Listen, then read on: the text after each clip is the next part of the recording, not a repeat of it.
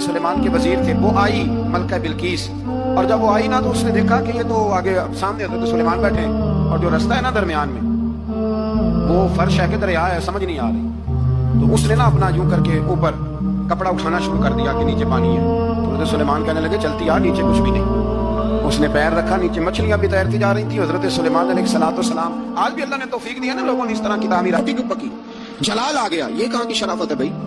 جب تو نے پکا پکایا نہیں کھایا۔ السلام علیکم جی دوستو، کیسے ہو؟ امید ہو کہ سب ٹھیک ہے جیسے جی۔ میرا نام پرویز علی، آج ہم پارٹ 3 کی بات کریں گے۔ آئیے یہ بہترین تقریر سنتے ہیں پیر اجمل صاحب قادری کی۔ پہ کسی نے اس کی عزت پہ ہاتھ ڈالا،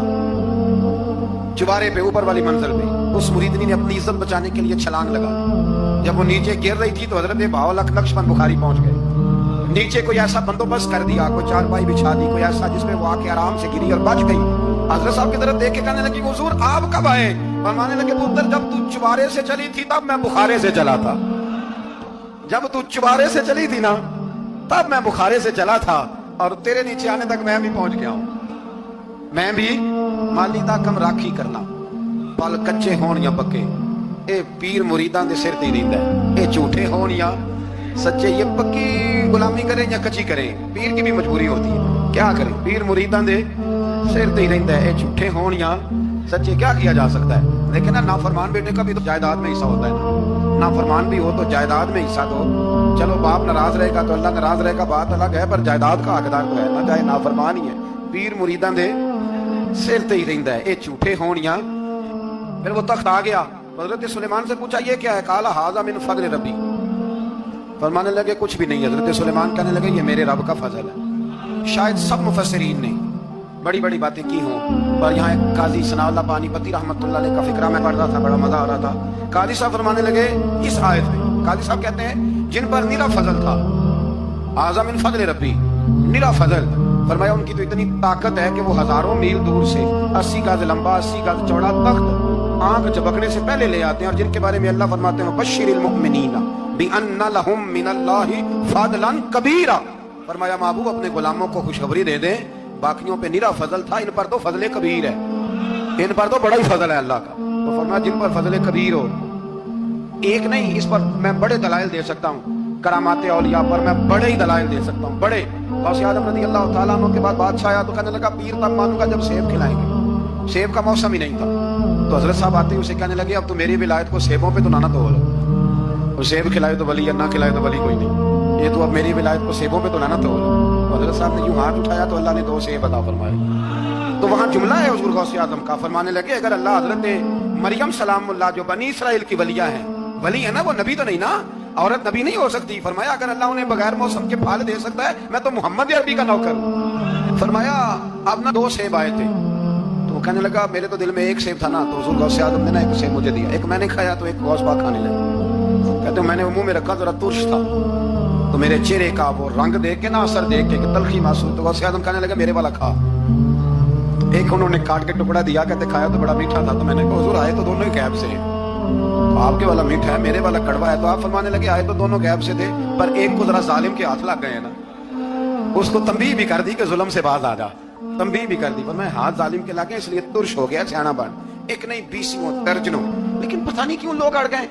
پتہ نہیں کیوں کر کے آ گئے کرامت اولیاء کے معاملے میں۔ بالکل ابھی کسی حدیث میں یہ نہیں آیا کہ اس زمانے میں ولی ہوں گے تو اس زمانے میں ولی نہیں ہوں گے، حضور نے فرمایا میری امت کبھی گمراہی پر جمع نہیں ہوگی۔ اقبال کہتا ہے اولیاء کیا ہوتے ہیں، اولیاء کیا ہیں؟ جواسیس القلوب۔ اقبال کہتا ہے ولی کا بہت بڑا ولی تم نے دیکھنا ہو تو اس سے دیکھو جو تیرے دل کا جاسوس ہے۔ چلو یہ مشکل بات ہے، میں نہیں چھیڑتا، لیکن جو تیرے وہ جاسوسی کرتا ہے، پر کرتا ہے تیرے دل کی، وہ تیرے دل کا جاسوس ہوتا ہے ولی، اور اس پر حضور کی حدیث ہے، فرمایا اس کی فراست قلبی سے ڈر، یہ اللہ کے نور سے دیکھتا ہے، ڈر اس کی فراست قلبی سے، اللہ توفیق عطا فرمائے۔ بارہ اس ولی کا نام تھا آصف بن برخیہ، آصف بن برخیہ یہ حضرت سلیمان کے وزیر تھے، وہ آئی ملکہ بلقیس، اور جب وہ آئی نا تو اس نے دیکھا کہ یہ تو آگے سامنے حضرت سلیمان بیٹھے ہیں، اور جو رستہ ہے نا درمیان میں وہ فرش ہے کہ دریا ہے، سمجھ نہیں آ رہی، تو اس نے نا اپنا یوں کر کے اوپر کپڑا اٹھانا شروع کر دیا کہ نیچے پانی ہے، تو حضرت سلیمان کہنے لگے چلتی آ، نیچے کچھ بھی نہیں۔ اس نے پیر رکھا، نیچے مچھلیاں بھی تیرتی جا رہی تھی۔ حضرت سلیمان علیہ الصلوۃ والسلام، آج بھی اللہ نے توفیق دی ہے نا لوگوں نے اس طرح کی تعمیرات کی پکی، جلال آ گیا، یہ کہاں کی شرافت ہے بھائی، جب تو نے پکا پکایا نہیں کھایا تھا تب بھی تو تو ہی تھا، اور آج تجھے اور پھر اس سے آگے گزرتے ہم ذرا نمک تیز کیوں ہے ہنڈیا میں اور میرے پاس ایسے مسائل طلاق کے آتے ہیں کہ جناب بیوی نے ہانڈی ٹھیک نہیں پکائی تھی، خامد کو جلا لایا، اس نے کہا طلاق طلاق طلاق، لا حول ولا قوت، یہ کہاں کا انصاف ہے؟ ہنڈیا ٹھیک نہیں پکی، سالن میں مرچیں زیادہ ہیں، روٹی جو ہے وہ جلا دی ہے، تو نے ٹھیک طریقے سے پکائی نہیں، سالن کے ساتھ سلاد کیوں نہیں بنایا؟ بھائی ذرا تھوڑا سا خیال کر، اگر اللہ نے تجھے مرد بنایا ہے، وہ تجھے عورت بنا دیتا تو اعتراض کر سکتا تھا؟ اس نے تجھے اگر اشرف المخلوقات بنا دیا ہے تو اتنا تکبر، اتنا غرور؟ سنو رسول پاک علیہ السلام کا طریقہ، بخاری مسلم کی حدیث ہے، رسول پاک صلی اللہ علیہ وسلم کی زوجہ سیدہ طیبہ طاہرہ ام المومنین حضرت عائشہ صدیقہ رضی اللہ تعالیٰ عنہ فرماتی ہے، وہ دن جب اللہ نے ہمیں خوشحالی دے دی، وہ دن جب اللہ نے فتح دے دی، اذا جاء نصر اللہ والفتح ورأیت الناس یدخلون فی دین اللہ افواجا ان فتحنا لک فتحا مبینا کی، جب اللہ تبارک و تعالیٰ نے خوشخبریاں سنائی، بڑا مال بڑا کچھ، فرماتی ہے گھر میں کھانا تیار ہوتا تھا، اگر حضور کو پسند نہیں نہ آتا تھا حضور چلے جاتے تھے، چھوڑ دیتے تھے۔ فرماتی ہے میں نے پورے 9 سال میں ایک بار بھی ایسا نہیں دیکھا کہ رسول پاک نے پکے ہوئے سالن میں سے نقص نکالا ہو، حضور نے کبھی نقص نکالا ہو، کبھی۔ ہم باز ہی نہیں آتے، مہمان جائیں گے کسی کے گھر، اسے کہیں گے یار ذرا نمک لانا تھوڑا سا، یعنی تو مہمان گیا کسی کے گھر اور تو اپنے میزبان کو یہ بتا رہا ہے کہ تمہیں تو نمک ڈالنے کا طریقہ نہیں آتا۔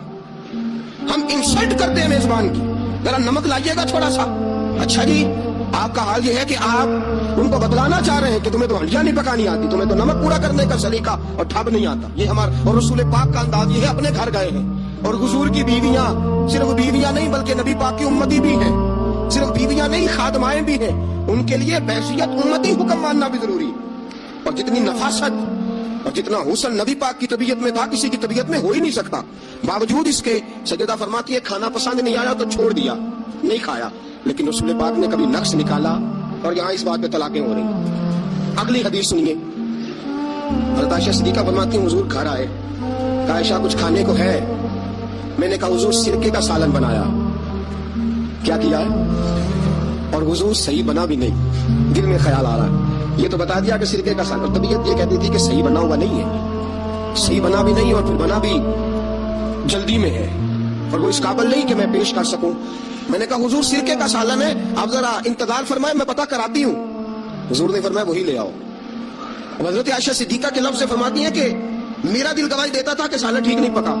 میں نہیں چاہتی تھی حضور کی خدمت میں پیش کروں۔ فرماتی ہے میں نے حضور کے سامنے رکھا سرکہ، روٹی رکھی، فرماتی ہیں اب میرا چہرہ اترا ہوا ہے، اب میں امید رکھتی ہوں اس بات کی کہ رسول پاک کو تبصرہ فرمائیں گے،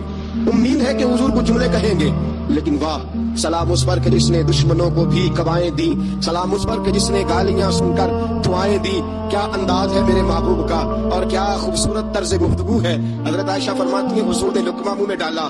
جیسے ہی اندر لقمہ گیا میں منتظر تھی کہ تبصرہ آئے گا۔